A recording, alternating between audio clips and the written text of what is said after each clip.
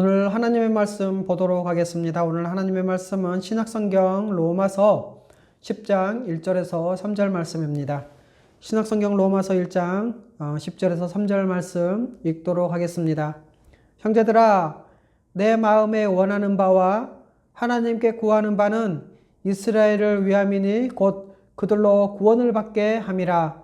내가 증언하노니 그들이 하나님께 열심히 있으나 올바른 지식을 따르는 것이 아니니라.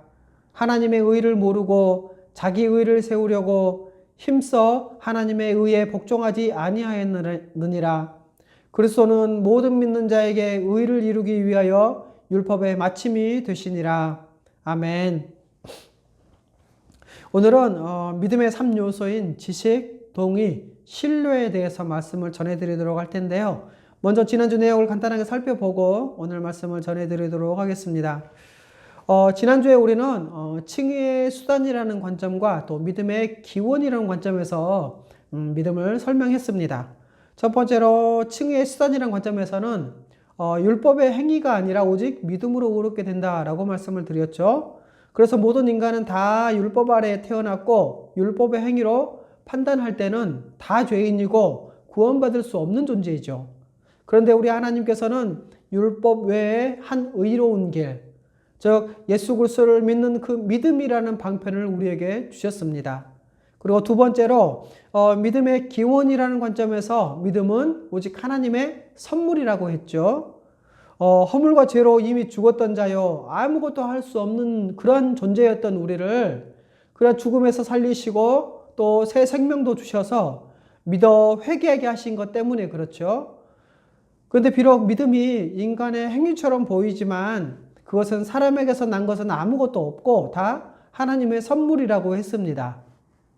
또 율법의 행위가 아니라 믿음이다. 그리고 믿음의 반대가 율법의 행위다 라고 하는 것은 하나님의 법이라는 기준에서 우리가 어떤 존재인가 라는 이 문제를 얘기하려는 것이고요.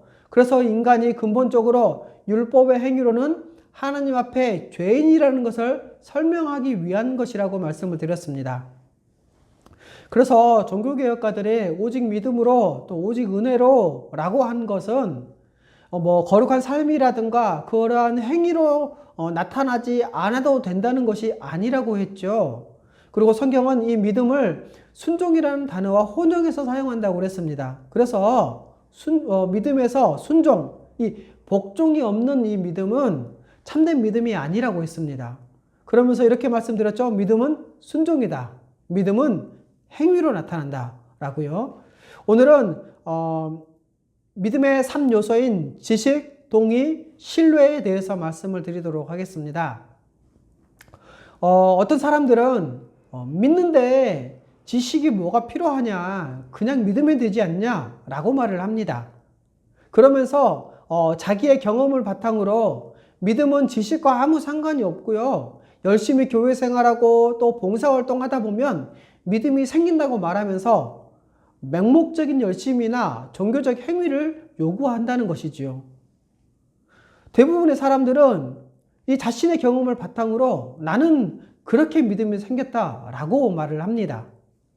그런데요, 여러분, 정말 복음에 대한 지식이 없어도 열심히 봉사활동하고 종교적 행위를 하면 믿음이 생길까요? 아니, 오히려 종교적 행위와 이 열심이 내가 이렇게까지 열심히 했으니까 하나님이 나를 받아주실 거야 라고 하는 이 자기의 신앙의 그러한 위험에 빠지지 않을까요? 그래서 기독교에서는 전통적으로 이 믿음을 설명할 때 믿음의 3요소로 설명을 했다라는 것입니다. 그 첫 번째가 바로 지식이죠. 자, 그렇다면 이 지식은 어떤 지식을 말하는 것일까요? 바로 구원에 이르는 참된 믿음은 복음, 다시 말해서 예수 그리스도의 인격과 구원 사역에 대한 지식을 의지하는 것을 말합니다.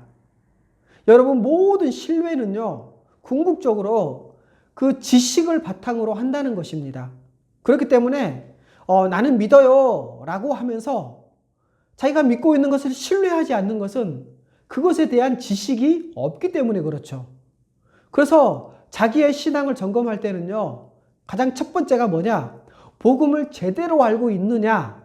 이것과 관련되어 있다는 것입니다. 그래서 예수님이 누구시고 어떤 존재인지, 다시 말해서 예수님의 인격, 그리고 또 예수님께서 무슨 일을 행하셨고 그 의미가 무엇인지, 바로 예수님의 사역에 대해서 우리가 제대로 알아야 된다는 것이죠. 로마서 10장 14절은 이렇게 말씀합니다. 그런즉 그들이 믿지 아니하는 일을 어찌 부르리요? 듣지도 못한 일을 어찌 믿으리요? 전파하는 이가 없으니 어찌 들으리요? 또 로마서 10장 2절이죠.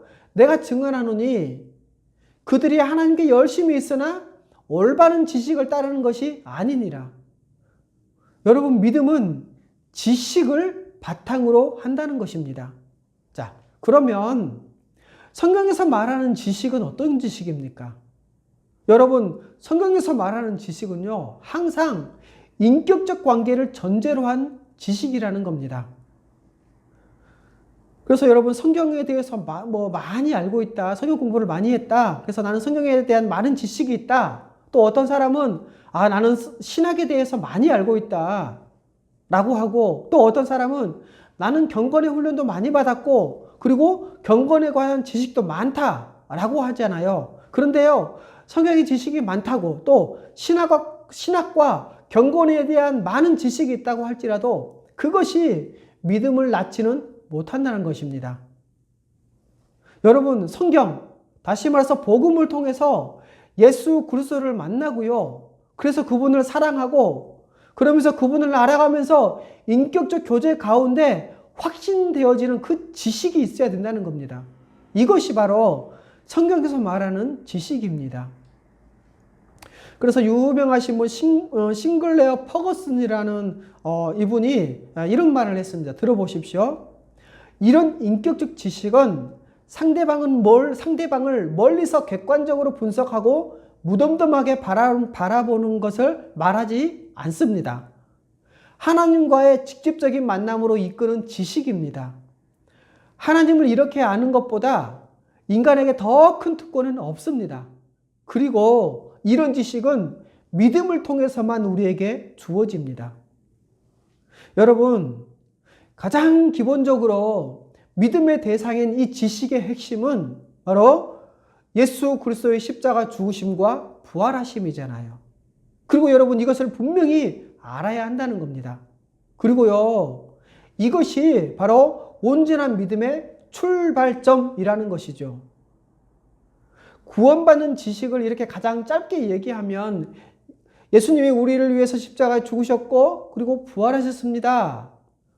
이 정도면 됩니다. 그런데요, 그것으로 끝이 아니라는 것이죠. 바로 거기가 믿음의 출발점이라는 것입니다. 고린도전서 15장 1절에서 4절은 이렇게 말씀하고 있죠. 형제들아, 내가 너희에게 전한 복음을 너희에게 알게 하노니 이는 너희가 받은 것이요 또 그 가운데 선 것이라. 2절, 너희가 만일 내가 전한 그 말을 굳게 지키고 헛되이 믿지 아니하였으면 그로 말미암아 구원을 받으리라. 내가 받은 것을 먼저 너희에게 전하였노니 이는 성경대로 그리스도께서 우리 죄를 위하여 죽으시고 장사 지낸 바 되셨다가 성경대로 사흘 만에 다시 살아나사. 여러분, 예수님의 이 예수 그리스도의 십자가의 죽으심과 부활, 이것이 온전한 믿음의 출발이라면 그 다음에는 이 예수 그리스도의 죽음과 부활의 교리의 필연적인 결과도 우리는 알아야겠죠. 그래서 여러분, 십자가의 죽음, 우리는 이 십자가의 죽음을 알고 믿잖아요. 그런데 왜 예수님이 십자가에서 죽으셨는지 그것도 알아야 되잖아요. 왜 죽으셨죠? 우리 죄 때문에 죽으셨잖아요. 자, 예수님께서 우리 죄 때문에 십자가에 죽으셨다면 그럼 우리는 어떻게 되었죠? 죄 사함을 받았잖아요. 자, 죄 사함을 받았다는 의미가 뭡니까? 우리가 하나님 앞에 의인이 되었다는 것이잖아요. 그래서 우리가 하나님 앞에서 의인으로서 담대함과 당당함으로 살아간다는 것입니다. 그리고 우리는 하나님과 교제하고요. 하나님의 아들됨의 그 권세도 누리고 하나님의 돌보심도 받고 또 모든 것을 필요에 따라 채워주시는 우리 하나님께 기도하면서 다가가는 것이죠. 또 십자가의 죽음에 대해서 왜 죽으셨습니까? 라고 얘기할 때 바로 우리 죄 때문에 죽었다고 얘기를 했잖아요. 자, 그렇다면 도대체 하나님께서는 이 죄에 대해서 어떻게 반응하시냐라는 것이죠. 어떻게 반응하셨죠? 하나님은 그 죄에 대해서 진노하시고 심판하셨습니다. 그래서 예수님이 십자가에서 우리 죄를 대신해서 죽으셨잖아요. 이렇게 하나님께서는 죄에 대해서 진노하시고 심판하심으로 하나님의 거룩하심을 드러내셨습니다. 십자가에서요. 그래서 십자가에서 하나님의 거룩을 보면 그 하나님의 거룩을 본 우리의 반응은 어떻겠냐라는 것이죠. 먼저는 그 하나님의 거룩에 대해서 흠모하게 될 것입니다. 그래서 거룩을 아는 자로 살아가게 된다는 것이죠. 그리고 이렇게 거룩을 흠모하는 반면 죄에 대해서는 어떻게 합니까? 죄에 대해서는 혐오하게 되는 것이죠. 하나님이 죄에 대해서 어떤 반응을 보이시는지 알기 때문에 신자에게 있어서는 죄에 대해서 혐오하는 당연한 모습이 있다는 겁니다. 이것이 바로 신자들의 죄에 대해서 보이는 반응입니다. 그리고 어떻게 하죠? 영적 전투의 삶을, 죄와 싸우는 영적 전투의 삶을 살아가는 것이죠. 또 예수 그리스도의 그 십자가의 죽음을 우리가 알고 믿는다면 도대체 그것은 어떤 죽음입니까? 바로 죄에 대해서 죽으셨잖아요. 그래서 어떻게 되었죠? 우리가 죄의 종노릇에서 벗어나고요. 죄와 사망의 권세에서 해방되었습니다. 좀 더 설명하면 이렇죠. 우리의 존재가 전에는 죄를 지을 수밖에 없는 존재였는데 예수 그리스도께서 십자가에 죽으심으로 죄의 종노릇에서 벗어나게 되었고요. 죄와 사망의 권세에서 해방되었기 때문에 이제는 죄를 짓지 않을 수 있는 존재로 우리의 존재가 바뀌었다라는 겁니다. 그래서 여러분, 일상에서 우리 신자는 죄와 싸워 이길 수 있습니다. 왜요? 예수님께서 십자가에서 그 죄를 다 이기셨기 때문에. 그래서 우리는 죄를 어쩔 수 없이 혹은 할 수 없이 지었다라고 말할 수 없다라는 것이죠. 여러분, 우리는 죄를 이길 수 있고요. 죄에 대해서 승리한 자입니다. 죄의 권세에서 벗어났죠.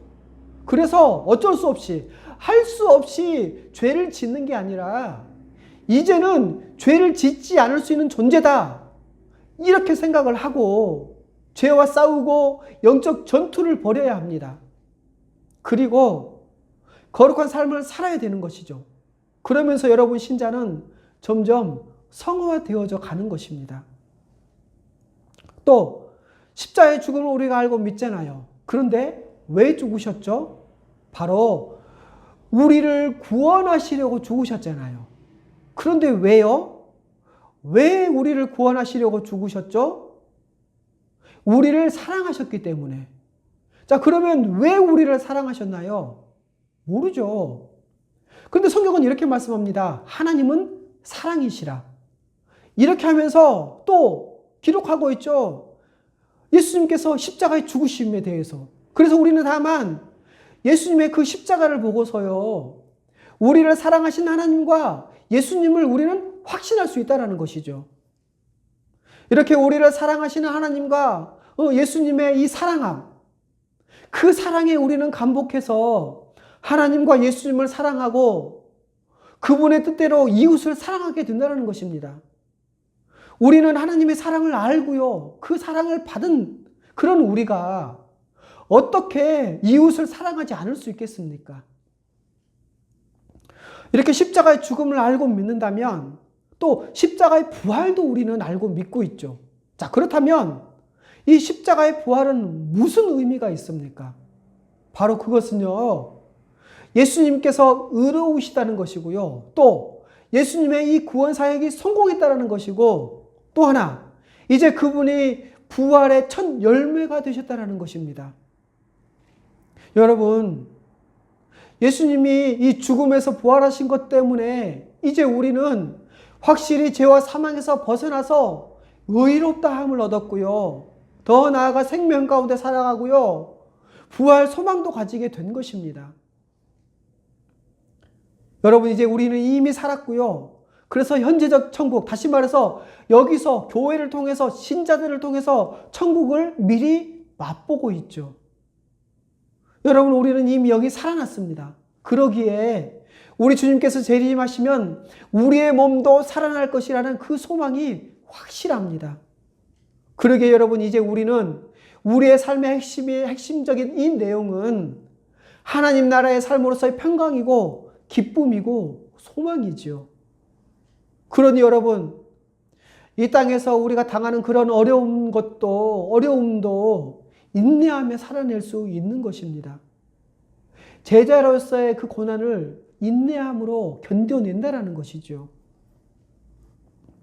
이렇게 말씀을 드리니까 목사님, 그러면 이런 것들을 모르면 구원 얻는 믿음이 아닙니까? 라고 질문할 수도 있겠죠. 여러분, 복음을 단순하게 알아도 그것을 진짜 믿으면요, 기본적인 이 성령의 조명하심과 깨우쳐 주심 때문에 기본적인 지식이 있습니다. 그래서 이 앞에서 제가 말씀드렸던 이런 것들을 모른다고 하더라도요, 이 십자가 때문에 보이는 기본적인 삶의 방향이 있다는 겁니다. 그래서 그의 삶이 아주 단순하고요, 소망과 기쁨이 있고 세상의 다른 어떤 것에 영향받지 않고요, 다 내려놓고 또 그동안 가졌던 그 원망이나 분노라든가 또 자식에 대한 어떤 기대와 어떤 소망들, 그리고 또 자신의 삶에 대한 어떤 해완, 이런 것들이 다 없어지고 기쁨 가운데 살아간다는 것입니다. 이게 신자의 삶이죠. 여러분, 믿음의 대상, 즉 이 진리가 믿음의 성격과 효력을 결정합니다. 여러분, 분명한 지식에 근거하지 않는 믿음은, 모호한 몇 가지 구호에 근거한 믿음은 아무 소용이 없습니다. 예를 들자면 이렇죠. 기독교 말고요, 불교를 믿는다거나 남녀 호랭교를 믿는다거나 하잖아요. 예를 들어서 부처를 믿는 사람이 있는데요, 그 사람의 믿음의 성격만 보았을 때 어쩌면 그 사람이 예수 믿는 사람보다 훨씬 더 뜨거울 수 있고요, 열정적이고요, 또 자기 희생적일 수는 있습니다. 그런데 여러분, 왜 우리는 그들에게 구원이 없다고 합니까? 바로 그 믿음의 대상 때문에, 그 믿음의 내용 때문에 구원이 없다고 하는 것입니다. 이것과 마찬가지로요, 내가 무엇을 믿는지 중요하지 않고 내가 간절히 믿고 그 믿음이 정직하고 또 신실하고 이 믿음이 내 삶의 전부다 라고 할지라도요, 그 믿음의 대상과 그 믿음의 내용, 그것에 분명한 지식에 근거하지 않는 믿음은 또 모호한 몇 가지 구호, 예수 믿으면 된다, 예수 믿으면 할 수 있다, 하면 된다, 해보자, 이런 구호, 이런 것에 근거한 믿음은 아무 소용이 없다라는 것입니다. 여러분, 무엇을 믿느냐, 이 믿음의 내용에 따라 그 믿음의 진실성과 효력이 결정되는 것입니다. 그래서 최소한 구원받을 수 있는 이 믿음의 대상으로서의 진리, 이 복음의 진리는 이것을 받고 믿는 자에게 역사하는 하나님의 능력입니다. 여러분, 구원은 믿음에 의해서 결정된 게 아니라고 지난주에 말씀을 드렸죠. 여러분, 구원은 믿음에 의해서 결정되는 것이 아니라 그 믿는 내용, 그 믿는 대상, 그 믿는 그 진리, 예수 그리스도에 의해서 결정되는 것입니다. 그렇기 때문에 우리는 이것을 바르게 알고 충분히 이해하는 것이 우리의 신앙에 있어서 굉장히 중요합니다. 데살로니가전서 2장 13절 이렇게 말씀하고 있습니다. 이러므로 우리가 하나님께 끊임없이 감사함은 너희가 우리에게 들은 바 하나님의 말씀을 받을 때에 사람의 말로 받지 아니하고 하나님의 말씀으로 받음이니 진실로 그러하도다. 이 말씀이 또한 너희 믿는 자 가운데서 역사하느니라. 로마서 1장 16절이죠. 내가 복음을 부끄러워하지 아니하노니 이 복음은 모든 믿는 자에게 구원을 주시는 하나님의 능력이 됨이라. 로마서 10장 17절이죠. 그러므로 믿음은 들음에서 나며 들음은 그리스도의 말씀으로 말미암았느니라. 여러분, 혹시 아직 믿지 못하고 있으신 분이 계십니까? 그래서 믿음을 갖기를 원하십니까? 또, 내가 믿음이 있는데 내 믿음이 참된 믿음인지를 점검하기를 원하십니까? 그렇다면, 말씀을 들어야 합니다. 말씀을 지속적으로 듣는 것은 정말 중요합니다. 왜냐? 내 마음의 상태가 믿음을 갖게 하는 것이 아니기 때문에 그래요. 로마서 10장 9절과 10절 이렇게 말씀하고 있죠. 내가 만일 내 입으로 예수를 주로 시인하며 또 하나님께서 그를 죽은 자 가운데서 살리신 것을 내 마음에 믿으면 구원을 받으리라. 사람이 마음으로 믿어 의에 이르고 입으로 시인하여 구원에 이르느니라. 여러분, 이 말씀을 할 당시에는요, 입으로 고백하면 죽임을 당하거나 삶의 모든 것을 빼앗기고요, 맺고 있던 그 모든 인간관계가 다 끊어지고 사회에서 배척을 당해서 죽음에 내몰리는 그런 상황에서 고백하는 것을 말하는 겁니다. 그리고 10절에 사람이 마음으로 믿어 의에 이르고 입으로 시인하여 구원에 이른다고 했잖아요.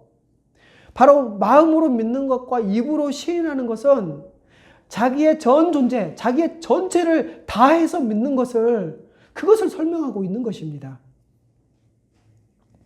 두 번째로 동의입니다.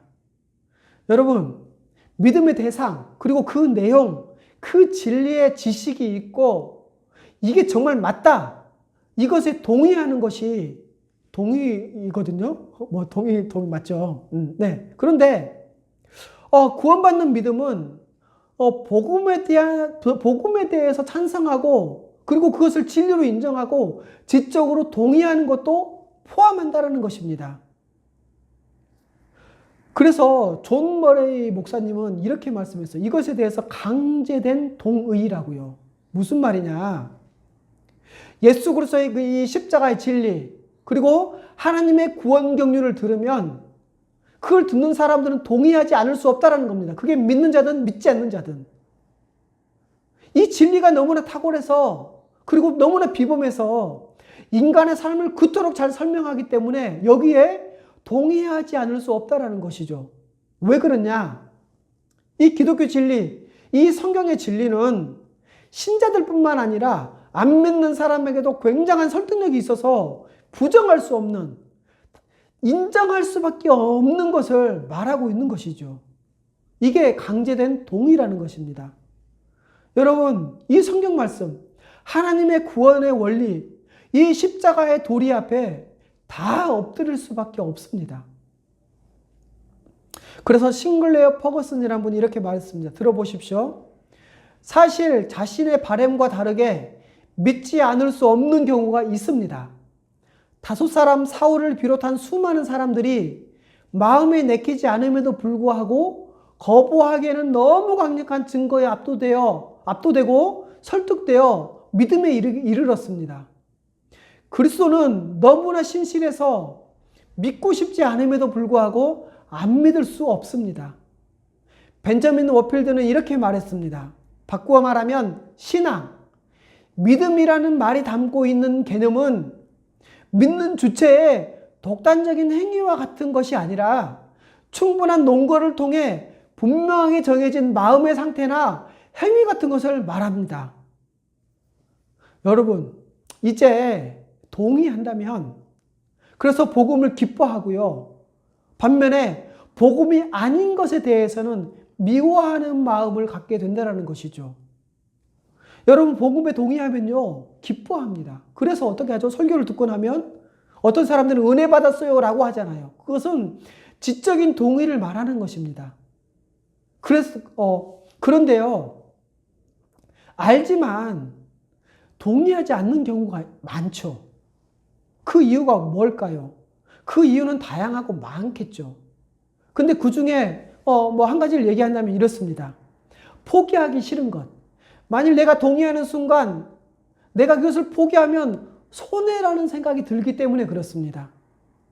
그리고 또 거부하지는 않지만 동의하지 않는 경우도 있잖아요. 그래서 마치 거부하지 않는 것이 동의하는 것처럼 보이기도 합니다. 그런데요, 여러분, 거부하지 않는다고 해서 동의하는 것은 절대 아닙니다. 여러분, 대부분의 신자들은요, 복음을 거부하지 않고요, 동의하는 마음이 생기고, 그리고 그 말씀을 받고 기뻐합니다. 그리고 자기가 이제 구원받은 믿음에 이르렀다고 생각을 하게 되는 것이죠. 여러분, 믿음을 지적인 동의에서 멈추면요, 주지주의 혹은 지성주의에 빠질 수 있잖아요. 그런데요, 이 믿음을 지적인 동의 그 이상의 것으로 이해했을 때는요, 이 주지주의, 이 지성주의 위험에서 벗어날 수 있습니다. 무슨 말입니까?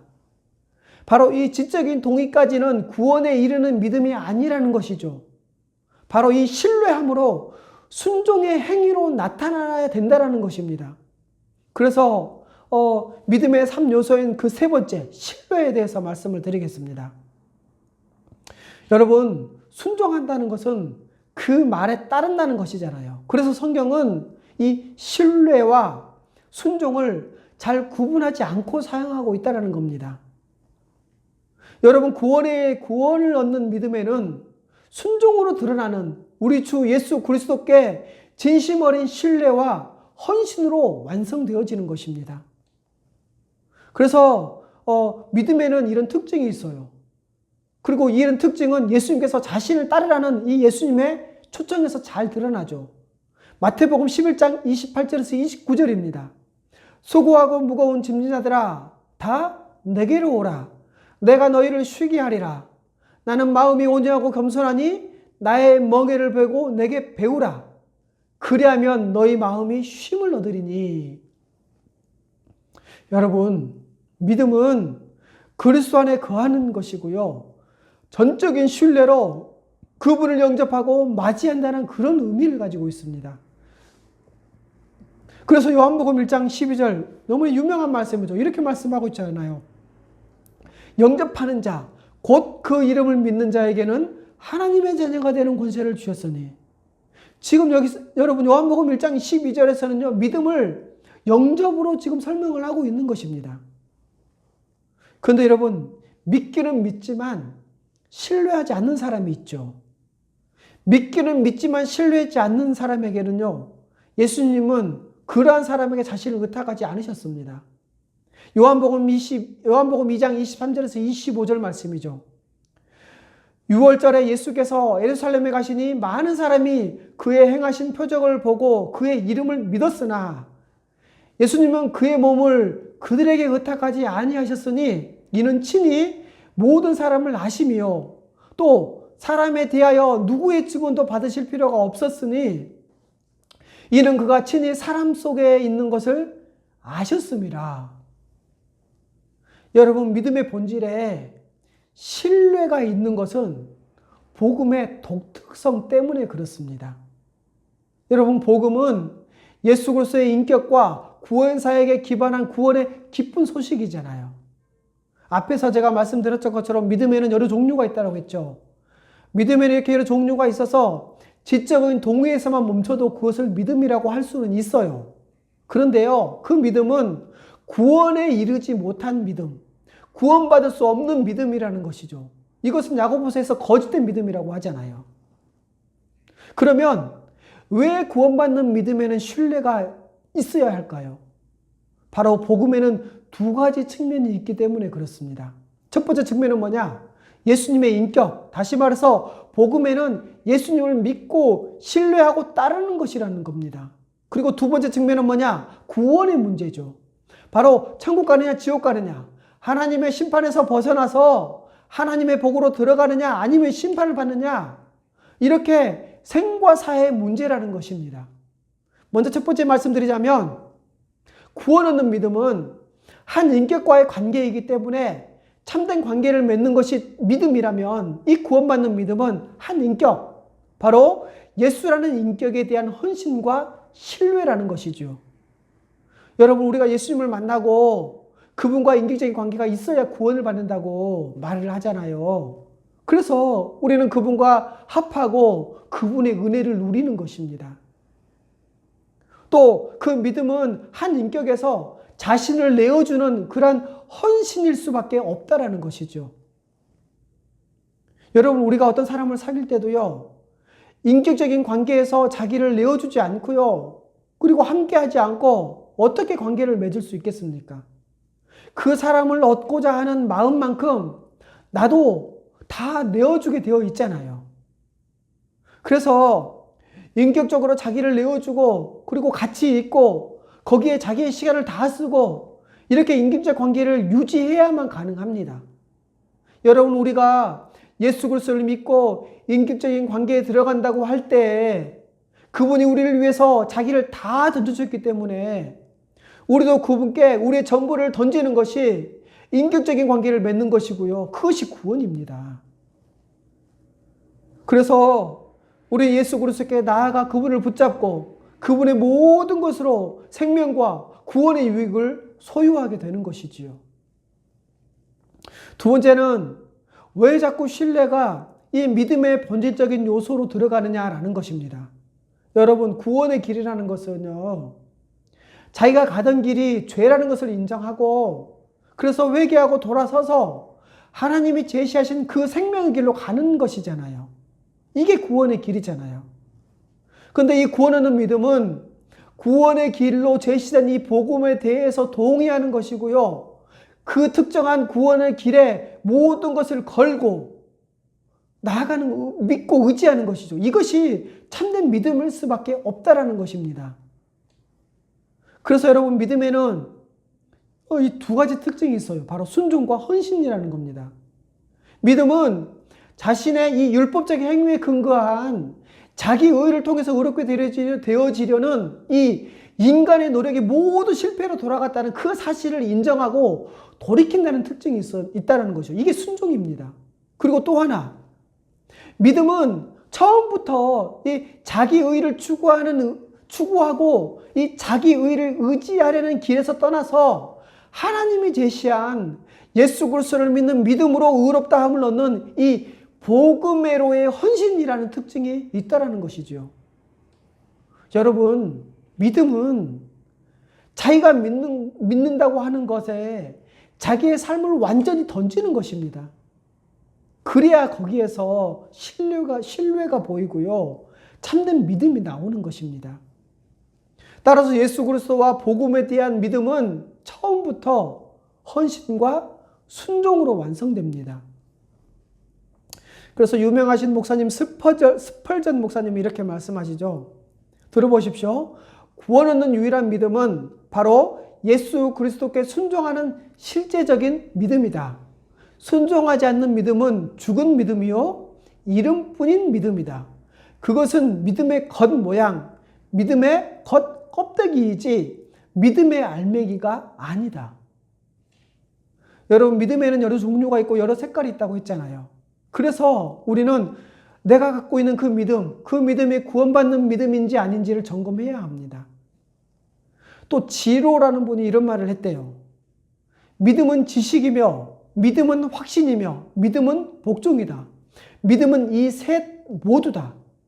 지식에 확신을 더하며 확신에 복종을 더하는 자는 복이 있나니 천국은 그의 것이다. 어디서 많이 듣던 말씀이죠.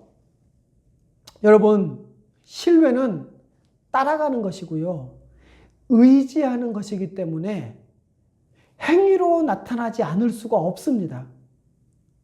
그래서 신뢰는 행위적인 차원에서 드러날 수밖에 없는 헌신을 의미합니다. 여러분, 성경은 믿음과 순종을 종종 함께 사용한다고 그랬잖아요. 그런데 이 순종을 믿음의 대체어로 사용하는 이 성경적인 용법을 우리는 잘 이해해야 합니다. 그리고 또 공관복음에서 마태, 마가, 누가복음, 이 공관복음에서 예수님은 믿음이라는 이 용어를 십자가를 지고 자신을 따르는 것으로 말씀하고 있다는 것입니다. 마가복음 8장 34절이죠. 무리와 제자들을 불러 이르시되 누구든지 나를 따라오려거든 자기를 부인하고 자기 십자가를 지고 나를 따를 것이니라. 여러분, 신뢰에 이르지 않는 믿음은요, 참된 믿음이 아닙니다. 그리고 여러분, 이 믿음은 핵심적인 진리에 대한 지적인 이해와 동의를 포함하지만 거기에는 또 사랑, 순종, 선행으로 나타나는 예수 그리스도에 대한 의지적인 복종을 뜻하기도 합니다. 그래서 칼빈은 이 믿음의 세 측면을 우리가 그리스도를 열정적으로 영접하는 것이라고 정의를 했습니다. 그러면서 칼빈은 이렇게 말합니다. 이로 인해 그분은 우리 안에 거하시게 되고 우리는 성령으로 충만하게 된다. 묵상과 적용입니다. 여러분, 우리는 우리 자신의 믿음을 점검해야 합니다. 그리고 그 믿음이 구원받은 믿음인지, 그렇다면 우리가 구원받은 믿음이라면 무엇을 알고 믿는지, 이 지식은 정말 성경의 계시를 제대로 알고 있는 그런 지식인지, 그리스도의 인격적 만남을 통해서 형성된 지식인가를 점검해야 된다는 것이죠. 또 그리스도에 대한 지식을 지적으로 완전히 동의하고 있는가, 아니면 알고 있지만 동의하지 않는 상태인가 라는 것이죠. 여러분, 지적인 동의를 할 수 있어도요, 하나님을 깊이 알아가고 신뢰하고, 그래서 자신의 전 삶과 전 존재를 하나님과 예수 그리스도와 그 진리에 의탁하며 의지하는가라는 것입니다. 여러분, 지적으로 알고 동의하는 그 내용에 자기 인생을 던져서 의탁해서 살아가야 합니다. 그래서 여러분, 우리의 신앙의 선배들은 이 믿는다라는 표현을요, 진리에 기댄다라는 표현으로 사용을 했다고 합니다. 이 말은 자기의 삶을 자기가 믿고 있는 그 진리에 의탁해서 살아가는 것을 말하는 것이죠. 그러게 여러분, 구원하는 참된 믿음을 위해서 우리는 기도해야 됩니다. 여러분, 우리가 우리의 믿음을 지키기 위해서 많은 것을 포기하고요, 또 너무나 많은 고난을 당했잖아요. 그런데 여러분, 내가 믿고 있는 바가 거짓이면 우리의 인생은 이 세상에서 가장 불쌍한 사람일 것입니다. 그러기에 여러분, 정말 복음을 신뢰하고 예수 그리스도를 의지해서 말씀하신 계시에 자기를 던져서 살아가는, 그래서 후회 없는 참된 믿음을 위해서 우리는 기도합시다. 또 구원받는 믿음은 순종과 헌신, 복종과 영접의 형태로 나타난다는 것입니다. 여러분, 믿음으로 의롭게 됨, 이것이 신뢰와 순종의 삶과는 상관없는 듯 생각하는, 그리고 그렇게 행동하는 사람들이 있다면 그것은 가짜입니다. 여러분, 의의 열매, 거룩의 열매는 이 신뢰와 순종으로 인해서 나타나는 결과이기 때문에 그렇죠. 또 믿음으로 의롭게 된다는 이 신칭의, 이것은요, 신자의 거룩을 자동적이지는 않지만요, 필연적이라고 합니다. 무슨 말입니까? 우리 주 예수 그리스도에 따르는 이 삶은 신뢰하는 삶이고 순종하는 삶이기 때문에 신자에게 본성적이기 때문에 그렇다는 것이죠. 그러게 여러분, 복음의 진리에 대해서 무지하고 또 이 복음에 대한 참된 믿음으로 헌신하고 순종하며 살아가는 것을 조롱하고 이 거룩을 조롱하는 이 시대에 여러분, 우리는 우리의 이 시대적 소명을 확고히 하고, 그래서 우리는 내가 믿고 있는 이 믿음을, 그 믿음이 참된 믿음인지를 점검해야 할 것입니다.